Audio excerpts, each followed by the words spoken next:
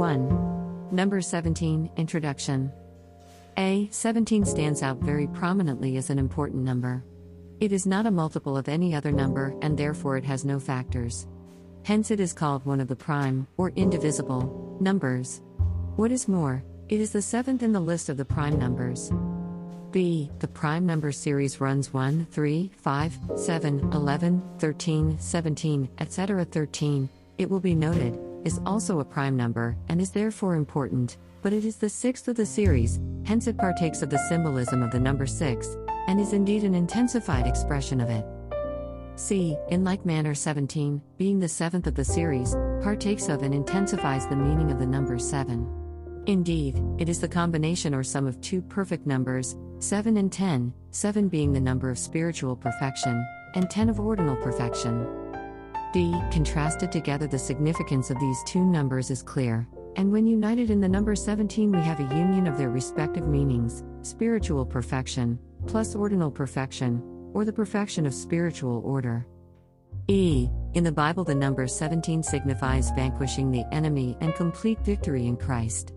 During the days of Noah, God vanquished rebellious mankind by the flood which he began on the 17th day of second month. The ark came to rest on the 17th day of the seventh month. Jesus was victorious over death when God raised him from the dead on the 17th day of the first month. F. The 17th time love is mentioned in 1 Corinthians 13, it says, "The greatest of all is love," verse 13. Hence, the love of God, John 3:16, is victorious in all things. True believers will be victorious over death at the resurrection, 1 Corinthians 15:54-55.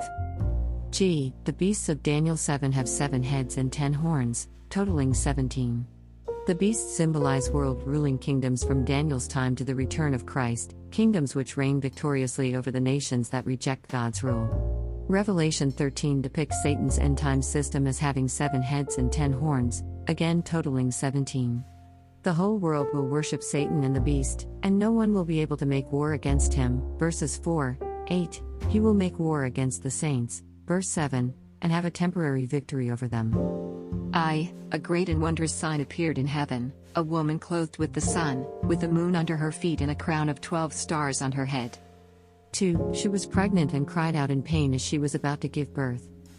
3. Then another sign appeared in heaven, an enormous red dragon with 7 heads and 10 horns and 7 crowns on his heads. 4. His tail swept a third of the stars out of the sky and flung them to the earth. The dragon stood in front of the woman who was about to give birth, so that he might devour her child the moment it was born. B. She gave birth to a son, a male child, who will rule all the nations with an iron scepter. And her child was snatched up to God and to his throne. 5. The woman fled into the desert to a place prepared for her by God, where she might be taken care of for 1,260 days. 7. And then there was war in heaven. Michael and his angels fought against the dragon, and the dragon and his angels fought back. 8. But he was not strong enough, and they lost their place in heaven. Revelation 13, 1-8, NIV. H. The saints will ultimately be victorious over the beast when God raises them from the dead at the first resurrection, Revelation 15:2, 20-4. On the 10th day of the 7th month, the Day of Atonement, Satan is bound, Revelation 21-3. Thus, 10 plus 7 equals 17, depicting Jesus Christ vanquishing Satan.